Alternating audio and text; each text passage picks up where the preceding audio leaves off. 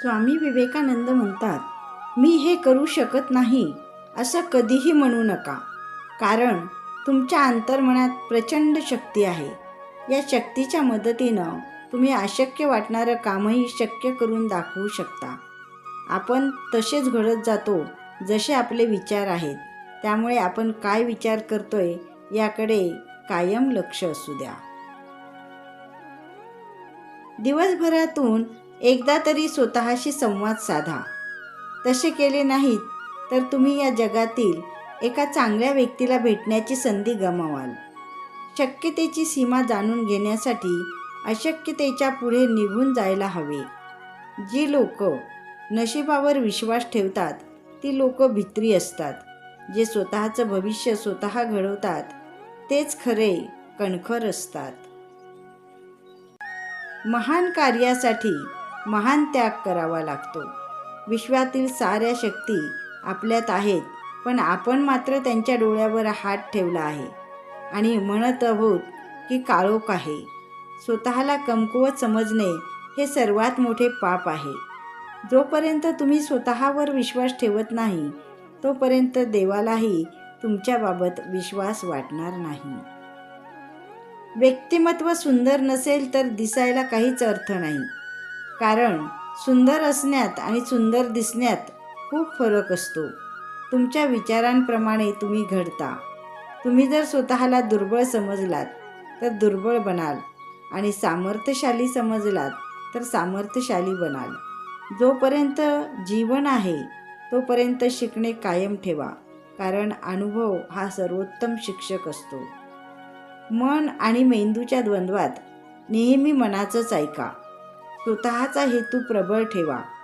लोकांना जे बोलायचं असेल ते बोलू द्या. एक दिवस हीच लोक तुमचं गुणगान करतील. जीवनात कोणतीही गोष्ट जास्त प्रमाणात मिळाली की ती विष बनते, मग तो पैसा असो की ताकद. संपूर्ण जग हातात तलवारी घेऊन तुमच्या विरुद्ध उभे ठाकले तरी ध्येयपूर्तीसाठी पुढे जाण्याची धमक तुमच्यामध्ये हवी. आपण कुणाचे वाईट केले नाही तर आपले वाईट होऊच शकत नाही, हा विश्वास स्वतःत रुजवून बघा. जीवनात हवा तो बदल नक्की जाणवेल. स्वतःला मोठे व्हायचे असेल तर इतरांच्या मोठेपणाचा स्वीकार करा. फक्त स्वतःचा विचार करणारे लोक फार थोड्या काळासाठी प्रगती करतात, पण जे सगळ्यांचा विचार करतात त्यांची प्रगती कायम होत राहते. मन आणि घर किती मोठं आहे हे महत्त्वाचं नाही, मनात आणि घरात आपलेपणा किती आहे हे महत्त्वाचं आहे. आपल्या आयुष्यात कोण येणार हे वेळ ठरवते. आयुष्यात कोण यायला पाहिजे हे मन ठरवते, पण आयुष्यभर कोण टिकून राहणार हे मात्र आपला स्वभावच ठरवतो. लोक म्हणतात जगण्यासाठी पैसा लागतो. अहो, पैसा तर व्यवहारासाठी लागतो. जगण्यासाठी लागतात फक्त प्रेमाची माणसं, अगदी तुमच्यासारखी. नेहमी मनामध्ये आठवणींचा असू द्या एक कप्पा, म्हणजे दूर गेलेल्यांशी कधीही मारता येतात गप्पा. तुटलेल्या काचाला कितीही चांगल्या प्रकारे चिकटविण्याचा प्रयत्न केला तरी त्यात भेग राहतेच. अगदी तशीच नाती असतात. जर का एकदा तुटली तर परत जोडताना भेग राहतेच. म्हणूनच जोडलेली नाती आणि ठेवलेल्या विश्वासाला नेहमी जपावे. काही झाले तरी तुटलेल्या गोष्टी गोळा करत असताना जखमा होतातच. बदल हा सुरुवातीला खूप कठीण जातो, मध्यंतरी थोडा किचकट वाटतो, परंतु शेवटी मात्र खूप सुंदर वाटतो. पैसेवाल्यांकडे बघून त्यांच्यासारखे जगण्याचा प्रयत्न करण्यापेक्षा गरिबाकडे बघून जगले तर जीवनविषयक कुठलीच तक्रार उरत नाही. अहंकारामध्ये फक्त एकच मोठा दोष असतो, तो म्हणजे आपण चुकीचे आहोत याची जाणीव आपल्याला कधीही होत नसते. ज्या माणसासाठी तुम्ही नेहमी उपलब्ध असता त्यांना कधी तुमची किंमत कळणार नाही, कारण त्यांना असा भ्रम असतो की या माणसाला आपली गरज आहे, आपल्याला याची गरज नाही. तुम्ही मोठे तेव्हाच व्हाल जेव्हा तुम्ही मोठे व्हायचे ठरवाल, नाहीतर या जन्मात तुम्हाला मोठे करणे कुणालाही शक्य नाही. अपयश हे संध्याकाळी विसरून जायचे असते, कारण उद्याला येणारी सकाळ ही तुम्हाला येणारी नवीन संधी असते. यशस्वी होण्यासाठी एक स्वप्न तुटून चकनाचूर झाल्यानंतरही दुसरे स्वप्न बघण्याच्या धाडसाला आयुष्य म्हणतात. स्वभाव हा प्रत्येकाचा वेगळा असतो, म्हणूनच काही व्यक्ती क्षणभर आठवणीत राहतात, तर काही व्यक्ती जीवनभर आठवणीत राहतात.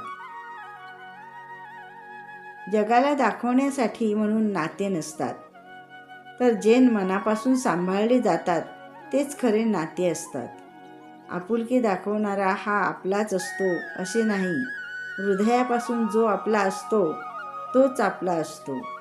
धाडशी माणूस भीत नाही आणि भिणारा माणूस धाडस करीत नाही. या जगात धाडस केल्याशिवाय कुणालाही यश मिळत नाही, कारण ज्याच्यात हिंमत आहे त्यालाच किंमत असते. आयुष्यात बालपणीचाच काळ फक्त सुखाचा असतो, कारण अहंकारापासून तो लांब असतो.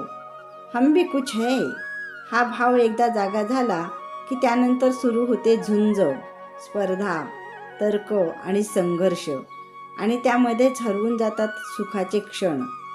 कोणत्याही अपेक्षेशिवाय कोणाचेही चांगले करण्याचा प्रयत्न करावा, कारण एक जुनी म्हण आहे, जे लोक नेहमी फुले वाटतात त्यांच्या हातांनाही नेहमी सुगंध दरवळत असतो. नशिबात नाही म्हणून आयुष्यभर दुःखी राहण्यापेक्षा समाधानी कसं राहता येईल हे ज्याला कळलं ना, तो खरं आयुष्य जगायला शिकला. ज्यांना प्रगती करायची आहे त्यांनी झोप, तंद्री, भय, राग, आळस आणि उशिरा कामं करण्याची सवय या 6 दुर्गुणांचा कायमचा त्याग करावा. आशीर्वाद, गुरुकृपा आणि सदिच्छा यांचा कोणताहीच रंग नसतो किंवा मिळाल्यानंतर दिसतही नाहीत, पण मिळाल्यानंतर त्याचा प्रभाव आपलं जीवन आनंदी करून जीवनात नवचैतन्य निर्माण करतात. एखादं नातं, एखादी व्यक्ती आपल्यासाठी खूप महत्त्वाची असेल तरच आपण तडजोड करून नाते सांभाळण्याचा प्रयत्न करतो. समोरची व्यक्ती म्हणेल ती प्रत्येक गोष्ट मान्य केली पाहिजे असं नाही, पण त्यावर शांतपणे चर्चा करून एकमेकांचं मत ऐकून निर्णय घ्यायला हवा. आपली तत्त्वे एखाद्यावर न लादता ही आपणही ती सांभाळून नाते टिकवू शकतो. फक्त एकमेकांना समजून घ्यायची, तडजोड करण्याची दोघांचीही तयारी असावी लागते. प्रत्येक वेळी जर एकालाच तडजोड करावी लागत असेल तर एक दिवस संयम संपतो आणि मनाचा स्फोट होऊन बऱ्याच गोष्टी उद्ध्वस्त होतात. मी म्हणेल तीच पूर्व दिशा अशी तत्त्वे असणाऱ्या लोकांसोबत राहायला कुणालाच आवडत नाही. परिस्थिती काही वेळा आपली परीक्षा घेत असते. ते आपलं दौर्बल्य जगापुढे आणायला नव्हे, तर आपल्याला आपलं सामर्थ्य कळावं म्हणून. नात्यातली आणि मैत्रीतली सुंदरता अशीच वाढत नसते. त्यासाठी वेगवेगळ्या विचारांना एक व्हावं लागतं. ज्या मनुष्याप्रती समाधान नसतं त्याला कितीही आणि काहीही का मिळेना, त्याच्यासाठी ते सर्व अपुरं असतं. कुणाकडे बोट दाखवणं सोपं असतं, पण कुणाचं बोट धरून त्याला गर्तेतून वर काढणं फार कठीण असतं. देण्याची सवय लावून घेतली की येणं आपोआप सुरू होतं. मग तो मान असो, प्रेम असो वा वेळ असो. त्या भावना खरंच खूप मौल्यवान असतात, ज्या कधीही व्यक्त होत नसतात. प्रश्नांपासून नेहमीच पळता येत नाही. कधी ना कधी ते पळणाऱ्याला गाठतातच. पळवाटा मुक्कामाला पोहोचवत नाहीत, मुक्कामाला पोहोचवतात ते सरळ रस्तेच. खरं बोलणाऱ्या माणसाच्या वाट्याला जास्त प्रश्न येतात. खोटं बोलणारं माणूस कुणाच्या तावडीत सापडत नाही. खरं बोलणाऱ्या माणसाला उपदेश करणारे जास्त असतात. कुणालाही बदलण्याचा खटाटोप माणसाने करू नये. असह्य झालं तर अलिप्त व्हावं, उपदेशक होऊ नये. योग्य वयात आणि योग्य वेळी त्या गोष्टी व्हायला हव्यातच, म्हणजे मन आणि बुद्धी शांत राहते. ज्या माणसाला विचारांची सोबत आहे त्याला कोणतंही अंतर लांब वाटत नाही. फ्रेंड्स, तुम्हाला माझे आजचे विचार आवडले तर त्याला लाईक करा, शेअर करा आणि हो, माझ्या चॅनलवर नवीन असाल तर चॅनलला सबस्क्राईब देखील करा प्लीज. धन्यवाद.